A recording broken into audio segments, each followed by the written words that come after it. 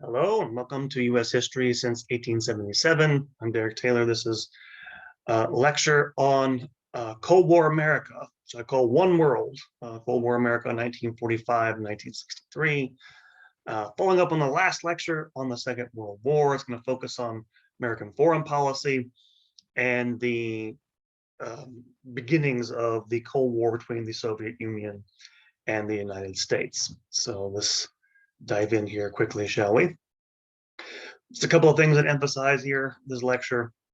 One's the historiography of the Cold War. Historiography just means the sort of history of what historians have written about things, and so that's what that means there. I'll talk about a book called One World in a second. That's where I get the title of the lecture from.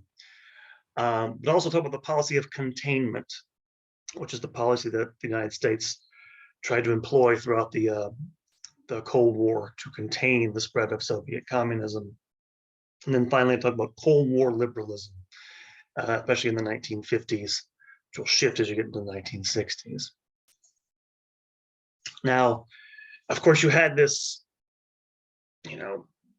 50-year-long, less than 50 years, 40-year-long Cold War between the United States and the Soviet Union, which was conducted, via proxy wars between other powers who were supported by each side. Most obviously, the threat of nuclear war hung over all of this. So this is what we're, the Cold War, there's a threat behind it. It's one of the reasons why it never got to be an actual war, is people were afraid once both the Soviets and the United States had a nuclear arsenal that it might lead to, to the end of things if it got out of hand. And so how did this happen? Because, of course, the United States and the Soviet Union were allies during World War II. And there are generally three types of approaches to this that I found. One called the traditionalist position, historians put this way, which puts the blame for this Cold War completely on the Soviets. The Soviets were aggressive, they were expansionists. They had all along been a sort of imperial power. They were guided by a literal interpretation of Marxism, which meant they had to export the communist revolution to the rest of the world. So they were determined to go dominate Eastern Europe. Even before the end of the war, they were determined to go dominate parts of the world with its military buildup and match the United States. And this interpretation has some, again, all these are kind of have a ring of truth to them. But this tends to downplay the ideological considerations that were important both to the US and the Soviet Union. A revisionist line started to be taken by liberal historians during the 1960s because of the Vietnam War, which we'll get to in a few weeks.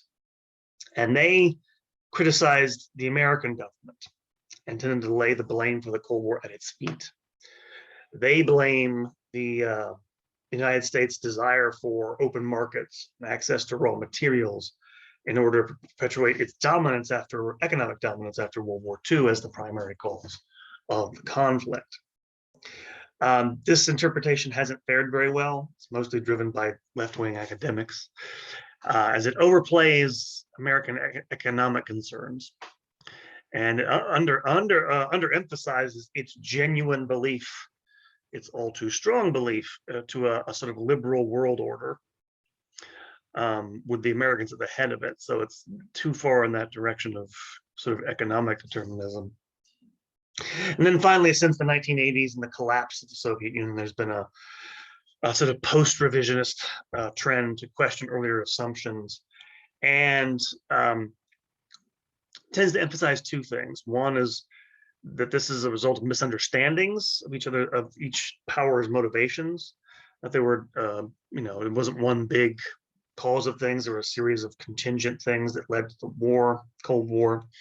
A lot of the historiography focuses on the beliefs of the principal actors involved, such as people like Dean Acheson, who was Secretary of State to Harry Truman, who favored a very pro-British foreign policy, or people like Joseph Stalin, his psychology, since he was a brutal mass murderer and dictator.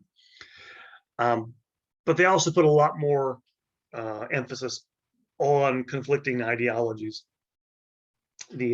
Soviet ideology of communism taken seriously by the Soviets. Again, a lot of people thought it was just a cloak for expansion. It wasn't. In the same sense, it wasn't just economic power that drove the American government. They really believed, and they still do. And this is one of the things you get out of this, is that the Americans thought there was only one, way for the post-war order to work. And that's what I'm kind of emphasizing here, is that going back to Reconstruction, and then you get later into the period, late 19th century America, with all the immigration coming in. There was a real powerful desire, a real fear of disunity, and a desire to have the country become more one united nation again in America. And in a weird way, this kind of quest for overcoming internal dissensions and becoming unified kind of gets projected onto the rest of the world. One of the immediate consequences of starting this Cold War with the Soviets is a massive increase in defense spending. And going along with that, a massive increase of the bureaucratic apparatus of the federal government, Pentagon, Department of Defense, all that stuff. And you're going to see throughout this period that's never ended, is there's going to be a really cozy relationship between military and big business, which started during World War II. Again, it was part of a war thing. But as Dwight Eisenhower points out in his farewell address, where he coined the phrase military-industrial complex, this also meant there was a parallel bloat in the other areas of American life, such as that is the university. Universities ballooned out of all proportion in the 1950s and 60s, partly because of the GI Bill, and partly because government funding was going to universities in large numbers. We'll get to that next week. Blurring the line, this is one of the things that happens in the post-war era. There's a blurring of lines between public and private spheres as a result of all this. So the sort of managerial revolution in the government tends to spread to other aspects of life during the Cold War. And you can kind of see this, by the way, in the fact that you have, in the realm of foreign policy, a sort of trend of CEOs or officers in large private corporations becoming policymakers. Robert McNamara, who was the Secretary of Defense for John F. Kennedy, was actually, I think he was the CEO of Ford or something like this before he got into the government. And so you're going to have a lot of these types, again, coming into government, blurring the line between these different types of bureaucracies. It's one of the noticeable aspects, effects of the Cold War. But this kind of also goes along with what I'm talking, I say one world, what do I mean by that? I'm referring to a book written by Wendell Willkie, who was the 1940 presidential candidate who sacrificial lamb for FDR, got killed in that election. But he went on, took a round the world journey during the war and published a book in 1943 called One World. And he wrote that World War II had to mean, quote, an end to the empire of nations over other nations.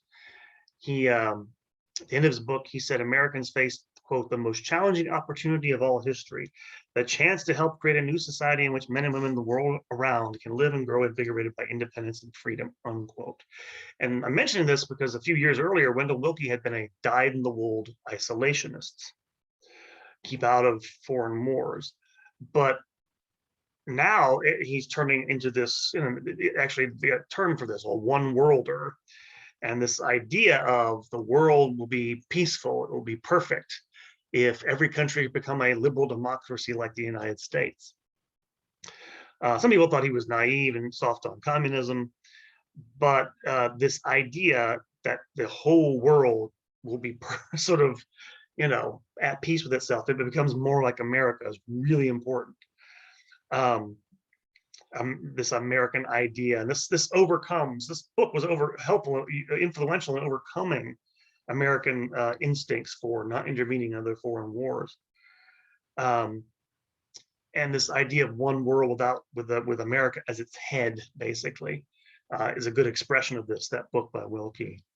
And in the conflict, that sounds, in the actual course of the Cold War, that sounds naive because you have these two opposed visions, but they both have visions for a global world order. That's kind of the point I'm getting at here. in the end, the American one is going to win out. But I'm also mentioning this because we're kind of in a second Cold War by now. And that idea has never left the people in Washington who run our foreign policy. This idea that, basically any government that's not a liberal democracy is somehow suspect. That is kind of an outgrowth of this idea, which takes shape during the Cold War. And pretty early on, the United States commits itself to this. Going back to the end of World War I, you have these cracks in the alliance, the World War II alliance. Mentioned before, Stalin was determined to rebuild and rearm, determined to prevent the rebuilding and rearming of Germany. So this is what will lead to it being sort of divided up for so long. He wanted a security zone in Eastern Europe, in between them and the Germans. They were supposed to hold free and fair elections in the places they'd occupied, like Poland and the Baltic countries. They made no move to hold elections after the war, and basically rejected all of the Western attempts to get them to do so. And what happens when you get to the presidency of Harry Truman after FDR dies? Truman thought the United States had made a mistake, or I guess the Western leaders had made a mistake in treating Hitler, appeasing him in 1938. And so he had this idea that to stop the Soviets, you needed to get tough with them. And so negotiations on post-war issues deadlocked when he came to power.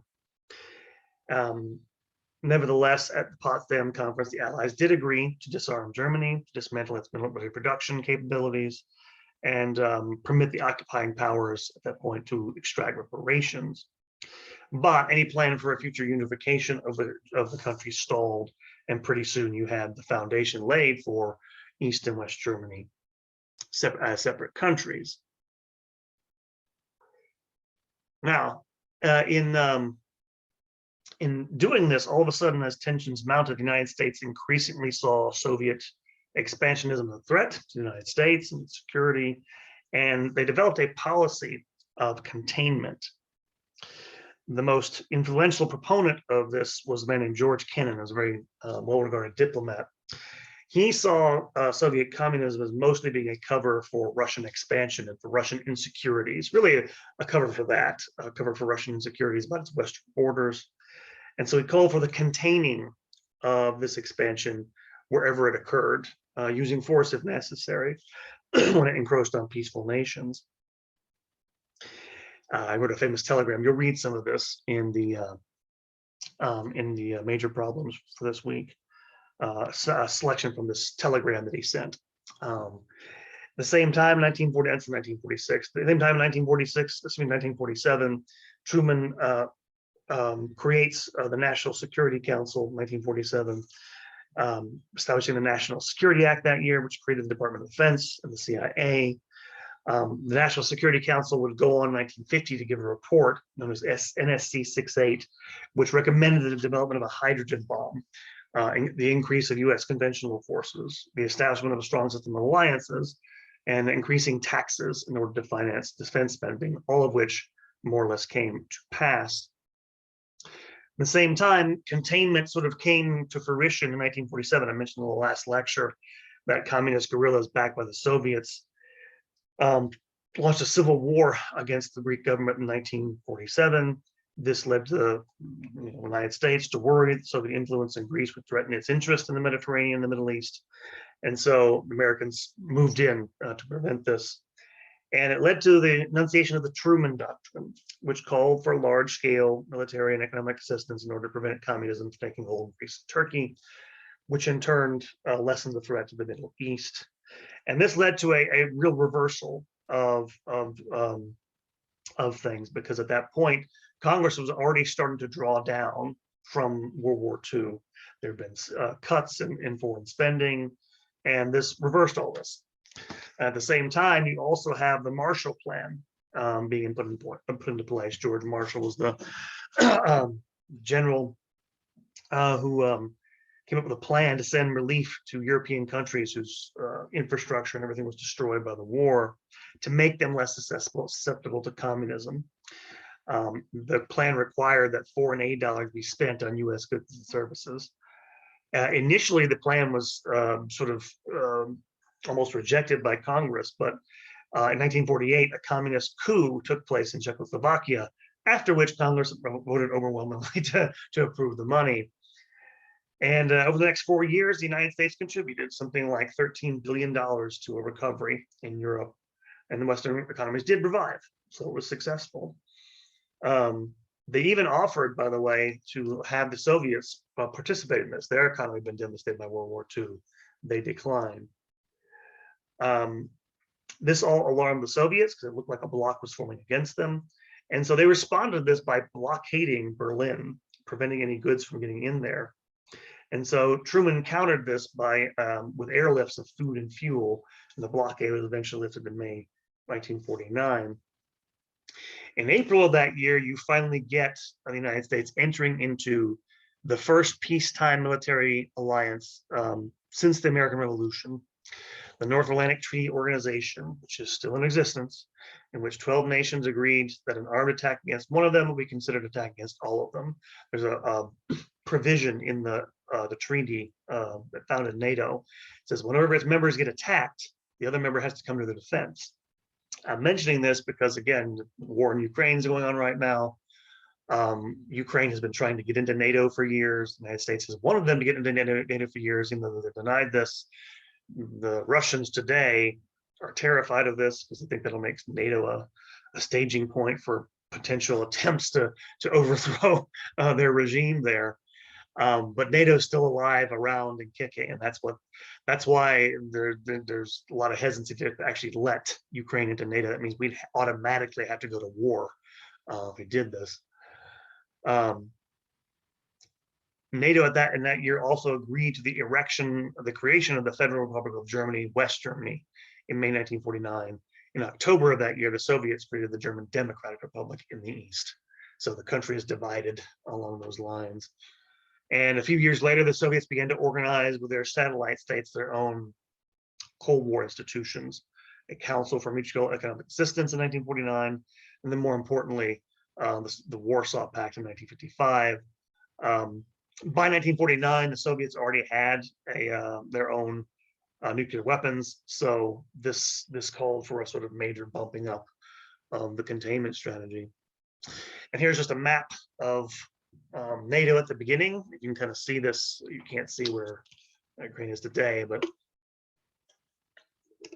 just give you an idea. I probably should have showed you this, but effectively NATO is all the way up through Poland and Romania, all these other countries over here, going up into the borders of the Soviet Union today. But this is where it was initially. Again, the Western powers, Italy, Greece, and then Turkey as a again, and Turkey as a member state, kind of forming a bloc around Eastern Europe, trying to contain Soviet expansion. And this is the divided Berlin in 1947, just to show you where things happened. We'll get to the direction of the Berlin Wall in a second. But you had British, American, and French zones, then a Soviet zone on the other side. And here's just a poster from the Defense Council of, I don't know where, Teaneck, I think that's New Jersey.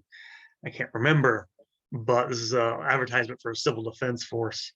And yeah, this is what people live under during the 1950s. Maybe I'll show you some of this next week. You've ever seen like duck and cover videos they used to show in schools from the 1950s? They're kind of hilarious, but it is macabre because, of course, this is what they're worried about. It can happen here, nuclear war. And this is just a poster advertising the Marshall Plan, as you can see, in Germany, Der Marshallplan in German from the late 1940s. And there's just a photo of the Berlin airlift. The kids were watching American planes coming, dropping food and everything into the city, breaking the Soviet blockade.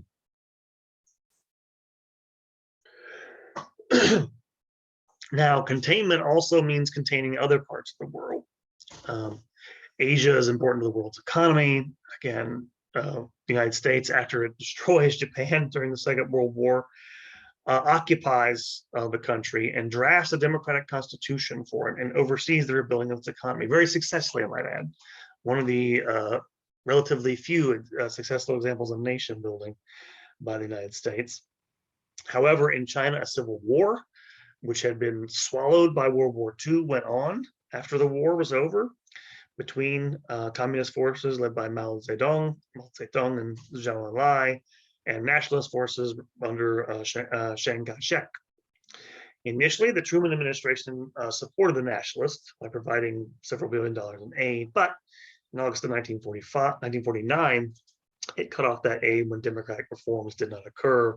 The nationalists weren't all that democratic. In October of that year, 1949, the People's Republic of China was formally established under Mao Zedong, and Chiang Kai-shek's forces fled to the island of Taiwan off the coast of China, both of whom to this day claiming to be the one government of China. And so this led to, again, come to be seen as a defeat, the fact that communist China took over. And the United States refused to recognize communist China and instead recognized the exiled nationalist government in Taiwan as the government of China.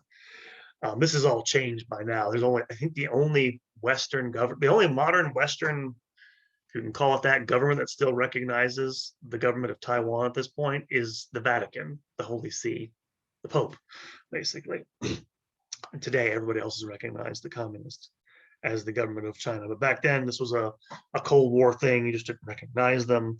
The United States prevented China's admission to the United Nations, and for the next 20 years, basically treated them as persona non grata, had virtually no relations with them, tried to isolate them. At the end of World War II, both the Soviet Union and the US had troops in Korea and divided the country into competing spheres of influence at the 38th parallel, a completely arbitrary line that was drawn on the map by an American bureaucrat in Washington who really had no idea about what was going on there. The Soviets supported the communist government in the north, led by Kim Il-sung. North Korea and the United States backed a Korean nationalist named Syngman Rhee in South Korea. In 1950, the North Koreans invaded across this 38th parallel, invaded the South, and Truman asked the United Nations Security Council to authorize a quote-unquote police action against the invaders. And so the UN decided to send a peacekeeping force to Korea. There were 14 non-communist nations who sent troops, but the UN army in Korea was basically the American army. And by Truman's request, it was headed by General Douglas MacArthur, the hero of the Philippines in World War II. Months of fighting resulted in stalemates, although MacArthur, when he got in there, did manage to push farther north. But they ran into a situation in which, even though it didn't happen officially, they ran into Chinese troops across the border, and there was, again, it got kind of tense there for a little while. But Truman didn't want large numbers of troops tied down in Asia, and so he decided to work for a peace. MacArthur basically tried to undermine him. He thought the future of the United States lay in Asia and not in Europe, and basically going behind his back. And so Truman relieved MacArthur of his command, even though this was a very highly unpopular decision. 2 years after truce talks began in 1951, an armistice was signed in 1953. Korea was divided near the original border at the 38th parallel, the demilitarized zone between the countries, which to this day remains in place. We still have troops in Korea to this day. And one of the major things about this war, the Korean War, by the way, which is important, is that Harry Truman became the first president to committed troops to Korea without congressional approval. In other words, he went to war without getting congressional authorization, which you're supposed to get by the Constitution. So this will set a precedent for other undeclared wars in the future. And in fact, during the war in American defense, this turns American involvement in Asia, turning the containment policy into a global policy. During the war, American defense spending rises from $13 billion in 1950 to $50 billion in 1953, nearly 2/3 of its budget. And so by the early Cold War, the American foreign policy has become more militarized, more global, more expensive. And in fact, and this is something that's put in place, need to emphasize here, is that the United States begins functioning as if it was in a state of permanent mobilization for war, even in peacetime, which has never really gone away in many respects, even after the end of the Cold War. And here's an image of communist China. This is like, I guess, Stalin came to visit, or I can't remember what it was. They're holding up pictures of Joseph Stalin or the marchers there in China. And this is an image from the Korean War. This is one of the other milestones of the Korean War, is that this was the first time, and this is something that Truman did on an executive order, is he ordered the integration of the army. So the first time you have African Americans serving in regular units, non-segregated, during the Korean War. So, which I'm assuming was partly, again, a Cold War measure. As you're going to see, Cold War has a lot to do with the civil rights movement in a few weeks. And here's just a map of the Korean War, how far things got. You can see where this is where MacArthur landed in Incheon, managed to push his way into North Korea, got to the border, and then oops, there's a bunch of Chinese soldiers, and they helped push them back down farther north, and then they eventually retreated back to the 38th parallel. So that's the basics of the Korean War. So Cold War liberalism. Cold War liberalism basically refers to a type of sort of détente on social reform and the New Deal welfare state. The Democratic Party and Truman preserved the core programs in the New Deal, and they're the ones who developed the containment policy throughout the period. They also began, was actually Democrats who began fighting subversives at home in the midst of all this. A lot of things we'll see he does to do that. It will have repercussions later on. But in 1946, Republicans regained control of both houses, and they tried to set about undoing New Deal social welfare measures. In particular, they targeted unions. In fact, they passed the Taft-Hartley Act, which rolled back several pro-union pieces of legislation related to the National Labor Relations Act that had been passed in the New Deal. And so the unions lost some of would have lost some of their powers under this. But Truman vetoed this. Truman vetoed the Taft-Hartley Act as a result. And it looked like he was going down to defeat. He had not been elected. He was an unelected president. Remember, he came into office because FDR died. It was widely assumed he would get defeated in 1948. Usually you've seen a famous picture, I won't show it to you here, of him holding up a newspaper saying Dewey defeats Newman. Thomas Dewey was his opponent, and yet he won fairly easily. And more or less, he continued some of these policies throughout the rest of his reign, his administration. And yet, some of the sort of social reforms that he proposed were sort of stymied by Congress. Only parts of what he called the Fair Deal were enacted. An extension of the Social Security Act, increase in Social Security and National Housing Act, things like this. He'd had an idea for a new liberal vision of the state, but the Republicans sort of hemmed it in. At the same time, there began a hunt for communists. And part of the reason there began a hunt for communists is because there had actually been communists in FDR's administration. That's pretty much true. Several high-ranking officials in his government acted as spies for the Soviet Union. That's how they infiltrated the Manhattan Project. That's how they got the bomb, actually. And after World War II, most of the spying ceased, mainly because the Soviets didn't want to risk exposing their assets. But a lot of Americans still felt there was communist influence within government. Again, some of FDR's people had just been, sympathetic to the communists. Again, during the Great Depression, a lot of people were. But in response to this, in 1947, Truman will create the Loyalty Security Program, which permitted government officials to investigate any employee of the federal government to be suspected of, disloyal activities. Even before this, the Republicans in Congress had had created a House Un-American Activities Committee, HUAC, which to investigate communist influence in the New Deal and agencies and labor unions. In 1947, HUAC held a very widely publicized set of hearings on alleged communist activity in the film industry. People who were accused of this found themselves on blacklists, made it impossible to find work in the industry. Later on, late 1940s, early 50s, you had 1950, you had the case of Alger Hiss, who was a former aide to FDR and a State Department official. He was accused of spying for the Soviets by a man named Whittaker Chambers, who was an ex-communist himself. And this led to Hiss being convicted of perjury before Congress.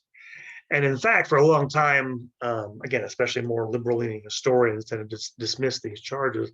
They actually discovered transcripts of a code-breaking operation called the Venona program that the CIA had been running later on.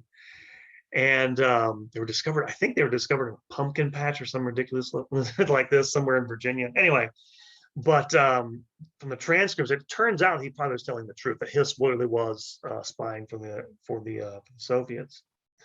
So there was some truth to some of this previous stuff that was going on.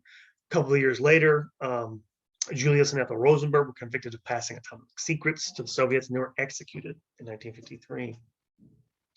And so out of this, concern for that what had been real Soviet spying at one point, you're being get more witch hunts coming out of this, which leads to the rise of Senator Joseph McCarthy of Wisconsin. In 1950, he dropped a bombshell on the nation. He basically said that Communist Party member parties were active in shaping policy in the State Department. And so he led to a bunch of highly publicized hearings for the next 4 years, in which the man was, by the way, he was alcoholic. He had problems in his life. He sort of perfected the method of trying to sort of lure reporters to report on his dubious findings. He invented the idea of holding a press conference in the morning to announce that he had breaking news. He was going to announce another press conference later on in the afternoon. This is sort of his shtick. But the point is, he played the media, and they sort of laughed it up, even though most of them hated his guts. Nonetheless, after 4 years of this, he eventually sort of overreached by trying to launch an investigation into communist activities in the U.S. Army. And in December of 1954, the Senate voted to censure him, and he eventually died 3 years later, sort of in disgrace. But it led to a lot of, well, paranoia, kind of like we have these days. We've also just gone through a sort of Russian scare of a similar kind the last few years. And there you have, this is a picture of his of Joseph McCarthy. This guy sitting right here. It doesn't seem very happy about this, but looking at the Communist Party organization in the United States, he's talking about the American Communist Party, which is basically has a handful of people working for it by then. So that's the hearings of McCarthy. Then there's just a picture of Dwight Eisenhower. We'll get to him now in a moment. Eisenhower, the former general, 5-star general, wildly popular, courted by both parties, but eventually takes the Republican nomination and will become president in the 1950s. And briefly on him, he secures a Republican nomination in 1952. And when he gets elected, he sets the tone for quote unquote modern republicanism, basically an updated philosophy that emphasized slowing down but not dismantling the New Deal state. And he was elected to 2 terms. He was very popular, as you can see. He basically tried to be, a cold warrior, but not be too harsh on domestic policy. He signed bills increasing federal spending for veterans benefits, housing, highway construction, and Social Security. So Republicans in the 1950s embraced, again, popular parts of the New Deal as far as they could. In terms of his foreign policy, he continued America's drive to produce nuclear weapons to protect, U.S. power. He also turned his attention to Europe when Joseph Stalin died in 1953. After a power struggle, Nikita Khrushchev came to replace him. The Soviets invaded Hungary in 1956. There was an uprising in the nation of Hungary, and they sent tanks in and troops to put it down. Eisenhower didn't act. He didn't do anything. They didn't want to, because they knew basically the only thing they could do was go to war with the Soviet Union, but they both had nuclear weapons now, so they didn't do this. And so there's a lot of the 8 years of Ike are probably as much consensus as the country has ever had, essentially, at least on the surface. There was broad agreement between Republicans and Democrats, mostly because of this shared opposition to communism. Will not last, this period of consensus, but it seems like that to the country because it gets projected in media and stuff like that at the time. And here's just a little look at the burgeoning military industrial complex, the increase in military contracts, as you can kind of see, mostly the Northeast and the West. It'll move south eventually, but especially California. Look at all the government facilities down around Southern California there, Santa Monica, places like this, LA County. The growth of the military industrial complex. And you can kind of see, again, defense spending increasing. And it's during the war, it goes back down, but then whoop, with the Cold War, begins to spike, because then again, it will gradually go up. It'll spike a lot in the late 60s when we get to the Vietnam War. But as you can kind of see, becomes more and more part of just the constant part of the federal budget, as it has been ever since. And so you begin to have the United States trying to sort of police the world. This policy of containment sort of extends to the developing world at the time. And one of the big mistakes the United States is going to make, it'll come back to haunt it, is that they're going to see all of these countries, all their national aspirations, their aspirations for independence, in the light of this conflict with the Soviet Union. They tend to see governments that don't agree with them as being communist, even when they're not communist. US policymakers wanted stable allies. They would support sometimes dictators, as long as they weren't communists, as we'll see. In this time period, you're having, a bunch of, empires break up. French, we'll get to those in a minute.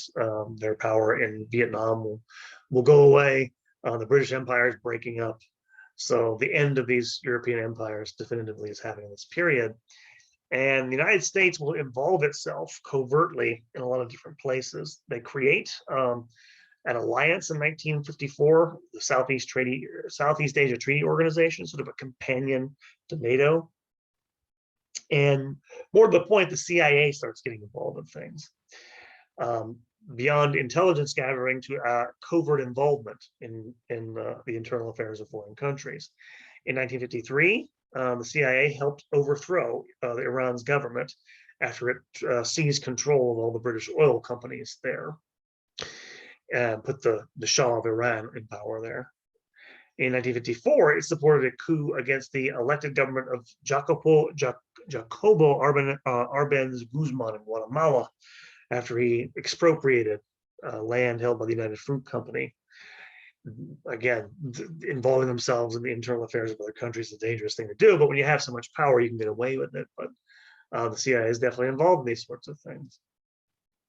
Meanwhile, you have the French who are fighting Vietnamese nationalists after World War II.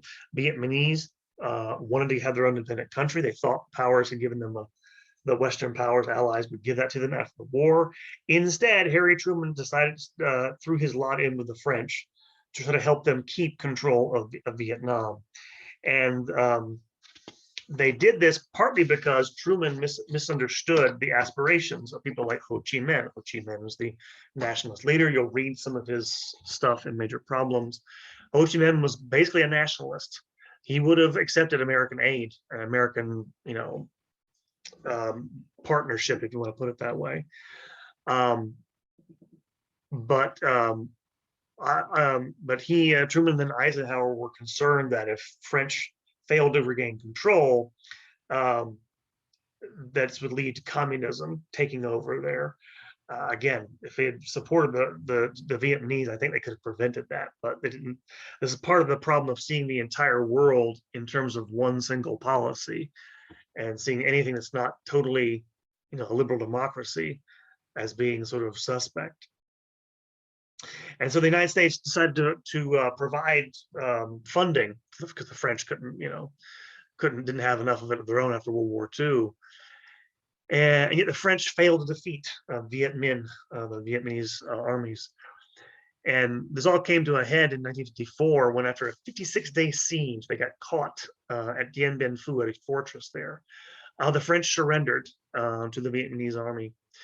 And the result of this was the 1954 Geneva Accords, which partitioned Vietnam temporarily at the 17th parallel between North and South. The French, which demanded the French withdraw from the north of that line, and called for elections within 2 years to lead to a unified country. The United States rejected these accords, immediately set about undermining them. With the help of the CIA, a pro-American government took power in South Vietnam in 1954. A man named Ngo Dinh Diem was sort of the United States man in South Vietnam. And 2 years later, the French are out, and the United States took over. Their advisors flooded into South Vietnam. This has become the front line of the Cold War in Asia.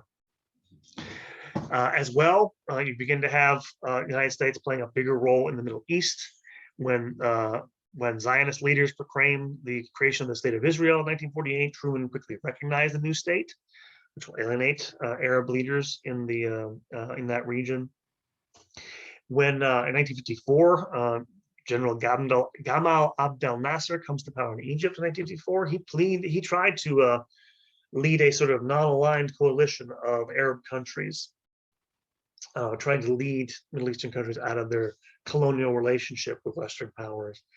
And he declared Egypt's neutrality in the Cold War.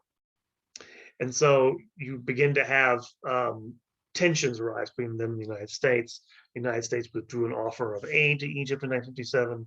In that same year, Nasser seized and nationalized the Suez Canal, had been owned by foreign powers, through which about 3/4 of Western Europe's oil was transported.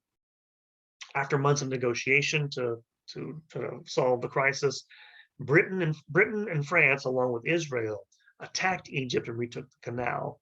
However, Eisenhower thought this was a bad idea. Along with the United Nations, they forced France and Britain to pull back. Egypt retook the Suez Canal and instead reached out to the Soviets, who helped them build the Aswan Dam in Egypt. And so it basically, this screw up led to the increased influence of the Soviets in the region, and seriously antagonized Arab leaders, led to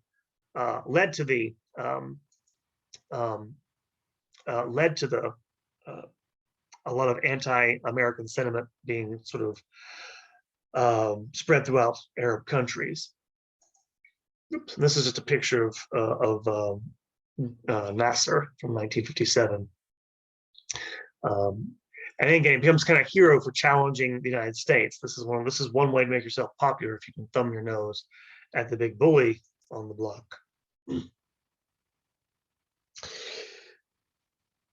In 1960, the youngest man ever to become president was elected, John F. Kennedy, and his election marks a turning point for several different reasons. One is his youth, but also the fact that he's the first Roman Catholic to be elected president. And he is kind of a change because of his personal style. His campaign emphasized over actual issues his charisma, his style, his personality more than platforms. Mainly because partly because his platform didn't differ all that much from his opponent, Richard Nixon, who was a Cold Warrior Republican, and kind of an instance of the change that television brought to politics at the time. If I heard this, there were 4 televised debates between Kennedy and Nixon in that race that year. And voters who listened to the presidential debates on radio thought Nixon had won. They were polled and they thought overwhelmingly he had won. Those who watched it on TV felt that Kennedy had won. Nixon declined to have makeup put on. They thought it made him look unbecoming. whereas Kennedy needed that, and so Nixon looked kind of he looked like kind of a hobo on television, and so the influence of television becomes a big deal as a result of all this. And Kennedy barely wins. 49.7% of the popular vote to 49.5. There's some accusations of hankiness up in Chicago, dead people voting and all that stuff. Nixon could have challenged the outcome. He didn't. And so Eisenhower's former VP fails. But Kennedy is also a Cold Warrior, and he brings to Washington a bunch of young, ambitious newcomers, including, again, Robert McNamara, who was the head of the Ford Motor Company at one point as his Secretary of Defense. And a bunch of academics also flocked to Washington. So that again, that crossover between the private and public spheres gets ramped up with Kennedy. One of his first challenges when he gets to be president is what happens in Cuba. Fidel Castro overthrew the Cuban dictator Fulgencio Batista in 1989, who had been supported by the United States. And Cuban relations, he didn't come out immediately and call himself a communist, did Fidel, but once they deteriorated, Castro nationalized American banks and industries, and the United States declared an embargo on Cuban exports. And so being isolated, now Cuba turned to the Soviet Union for support. And as a result, Kennedy and his administration wanted him out. So in '61, they tried to foment an anti-Castro uprising. The CIA trained a bunch of invaders who invaded the Bay of Pigs in 1961, and they were crushed by Castro's troops after landing there in April of 1961. He took them and paraded them through Havana, made a mockery of them. And things got really dangerous, though, in 1961, when the Soviets started to build a wall in Berlin to prevent exodus of East Germans going over to the West Germany, because they wanted to live under a communist satellite state in the eastern part. And it will become the sort of symbol of the Cold War until its fall in 1989. But the biggest thing, the biggest confrontation, and the closest we have probably ever come to nuclear war in our history, was the Cuban Missile Crisis, in which American reconnaissance planes flying over Cuba photographed Soviet-built bases for ICBMs, which could reach pretty much any target in the United States. As a result, Kennedy got on TV, confronted the Soviet Union, announced the United States would impose quarantine on all offensive military equipment intended for Cuba. That is, they were trying to blockade and prevent any Soviet ships from coming into Cuba. A blockade, in other words. And so for a few very tense weeks, it looked like there was going to be nuclear war. But after a while, both Kennedy and Khrushchev made concessions. The United States would not invade Cuba. Here. The United States would not invade Cuba. And the Soviets would dismantle their missile bases. Unbeknownst to other people, mainly because he lied about it, Kennedy also secretly ordered U.S. missiles to be moved from Turkey, because we had missiles pointed at them in bases in Turkey. And when he was asked about it by the press, he lied, said, "No, we didn't do that. Yeah, we're removing them, but yeah, it has nothing to do with that deal." But he lied mainly because he didn't want to project to our allies in Europe they were getting soft, and didn't want to make himself seem soft. But he did it because that was the only way Khrushchev would do it. But it did bring the country back from the brink of nuclear war. And then finally, I'll mention one last thing, is that you have the space race beginning in the 1950s. The Soviets sent up Sputnik in 1957. NASA is one of the big things that Kennedy was behind. He increased funding for NASA with the ambition of sending someone to the moon, which we of course initially did in 1969. And there's the picture of the man himself, the charismatic leader who will eventually get assassinated. And here's an outline of the Bay of Pigs invasion and the Soviet missile sites. Again, Cuba is very close, of course, to Key West, at Miami and southern United States. So you can see why. And you have U.S. military sites here in the Puerto Rico and the Virgin Islands. Just how tense this got, just how very, very much tense this got in 1962. And finally, a picture of the Berlin Wall, which was set up in 1962 to prevent people from crossing from East to West Germany. And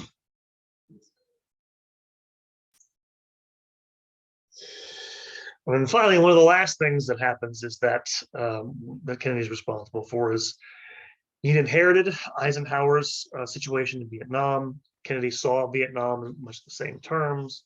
In 1961, he began increasing aid to South Vietnam in the form of U.S. Special Forces, Green Berets, who trained the South Vietnamese Army.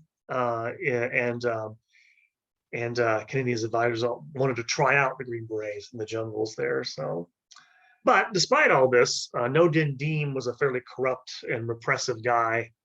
Long story. Go into it, but it was losing control to domestic critics, and North Vietnamese insurgents were having success. And his opponents, with backing from North Vietnam, had formed a National Liberation Front. Its guerrilla forces, the Viet Cong, rallied ordinary citizens against him, against Diem. And again, one of the things he did, by the way, to alienate people, Diem came from a Catholic family. Vietnam had been subject of French missionary work in the 18th and 19th century. So decent proportion of the population of Vietnam is Catholic. And they oppressed non-Catholic religions, Buddhism particularly. In one of these protests, Buddhist priests actually set themselves on fire to protest the persecution.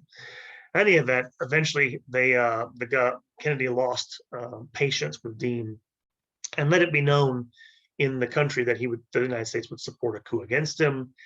In November 1st, 1963, Diem was overthrown and assassinated, something Kennedy didn't apparently anticipate, but he was replaced. And at that point, there were about 16,000 American quote-unquote advisors in Vietnam. And so you have the escalation of involvement. Kennedy himself, a few weeks later, is assassinated in 1963. So the Cold War is ramping up because of all this. And so you have, because of the United States' victory in World War II, it's taking over of some of the strategic and security concerns of the British, them sort of becoming the world police in order to stop communism and to promote liberal democracy. Because again, part of the impetus for this is, well, what caused World War II was all of these non-democratic governments, these fascist governments and stuff like this. So this is where you get this whole ring of defense treaties across the world. The Rio Treaty, NATO, CETO, ANZUS, free with the Philippines, South Korea, CENTO, people in Central Asia. So again, all these alliances, all these peacetime alliances, all this buildup leads to America becoming the sort of military behemoth it still is today. It still tries to be in a world which is much changed from the 1950s. That's where a lot of our foreign policy is still kind of rooted in this, which is kind of amazing. And so that's it for the lecture on One World, early Cold War. Hope it helped you guys. I will look for your discussion. We'll talk about the Second World War and the early Cold War. Thank you guys for listening, and we'll see you soon.